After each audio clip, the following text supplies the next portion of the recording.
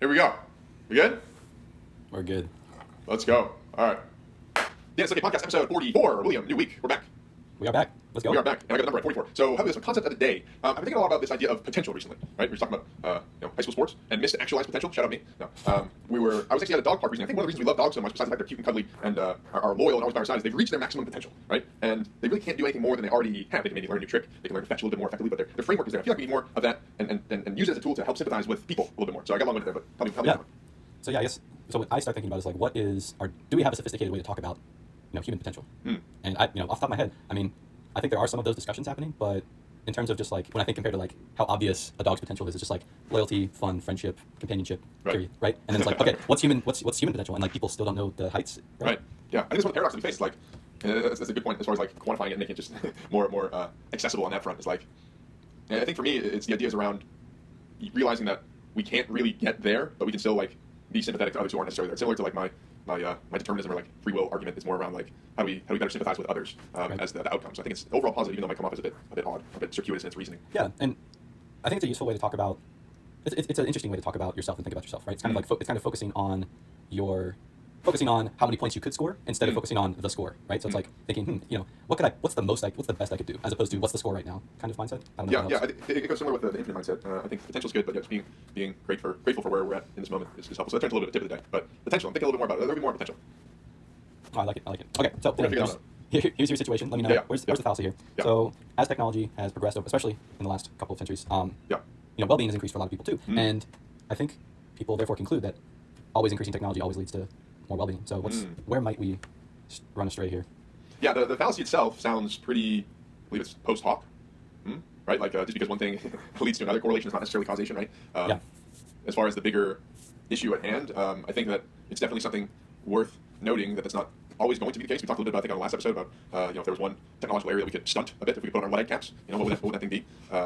So it's something that we should probably be thinking about more proactively, right? It's kind of like where does this go? Where does this end? What are the implications of so much that we know so little about when it comes to technology? Yeah, I think so. It's definitely the causation correlation sort of error there. Boom. So nice, Dan. Nailed it.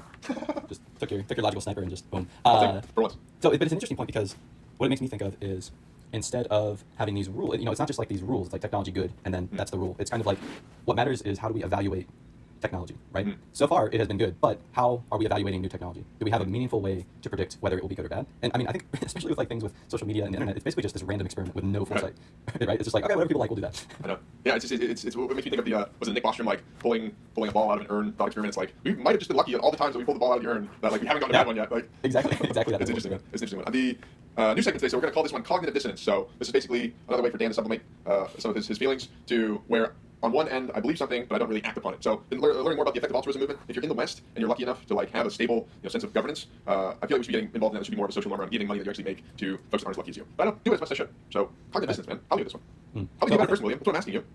Yeah, so I think if you really want to start, just start by setting up an account and sending $1 a year, right? And then the account's there, and it makes it so easy to continue. So if it's really something you're just like, I don't know about this, see what the minimum is you can do, $1 a month or something, and then just know that you'll probably increase that with time. I don't know. Yeah. Does that yeah, no, I think that works. Yeah, I do give a small amount, but it's pretty. It's a little bit more. It's a little more than $1 a year, but not by much. No. It's an interesting one because it goes back to me to think about the social norm effect and kind of like I think you mentioned on a previous episode about the idea of well, if others aren't going to do it, I'm not necessarily going to do it either. Like that should be kind of a software update in our brain, just because it's kind of like the idea of others. Increasing the likelihood of my life isn't good enough. I need to increase it versus others that I compare myself to. Yeah, so that makes me think. Someone asked, I was in a call on Sunday, and the question was, what's the difference between a secure and an insecure athlete? And a secure athlete is someone who doesn't change with the room or the field, right, or the team. And an insecure one is one who always changes who they are based on their environment. And I think that's kind of similar for this, where it's like, if you really think on what you believe in, your actions should align with that. And if they don't, then you probably don't actually believe that yet. Right? Yet. That's a good point. We'll leave that door open with the yet there.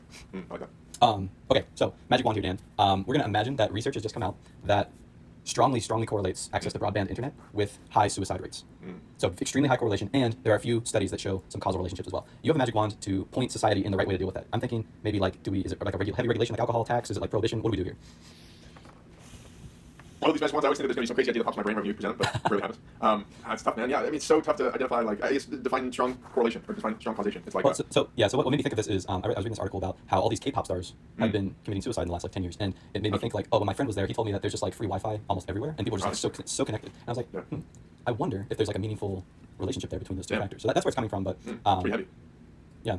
I'm just kind of curious about, what are the actual long-term mental effects of being tapped into this reward system of the internet. But just dopamine, just pure dopamine at all times. Yeah, I think that's good framing from like the creator side, from the people who are getting the attention, especially if you're like in, on that scene, your stardom is likely to be so fleeting that it's like to go from the amount of dopamine that you're likely receiving on a given daily, minute by minute basis to kind of fading off and receiving very little. Like that just must completely hack your worldview and completely distort where you feel like you fit. So there's no way that's healthy. But then from like the people who are actually viewing the content, I don't know. The way I kind of look at it right now is kind of like before the Food and Drug Administration existed, the way food was dealt with, right? It's just like we need basically nutrition facts for this dopamine, like these dopamine events. Like we have no good way of comparing Netflix to reading to other things. There we go. I like that. That's well, I don't like the outcome there, but I like your analogy to Food and Drug Administration or some sort of like it's not a directive. A better way to frame it, right? A better way to frame the question. It's making consumers more informed, right? It's like, oh, I know this is bad. I know what my daily dosage of dopamine should be. Right. Yeah. And seriously, I mean, I think that should be like some sort of like nutrition facts. Some sort of nutrition facts for like TikTok. It's like,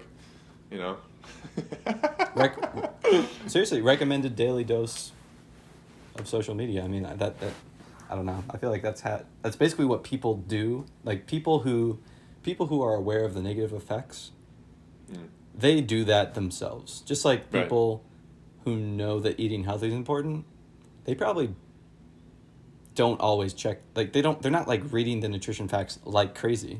Yeah. Right? They just check it every once in a while in case they're not sure. But they know the basic rule. It's about building awareness, not like I don't know. But no, I like that. I like that concept. How would that get? Yeah, especially with kids, man. Right? That's the gnarly thing. It's like more kids are on these little devices than ever before, and they if they're not getting like the proper education on them, you can get hooked so quickly, so easily. That's what they're obviously designed to do, right? It's not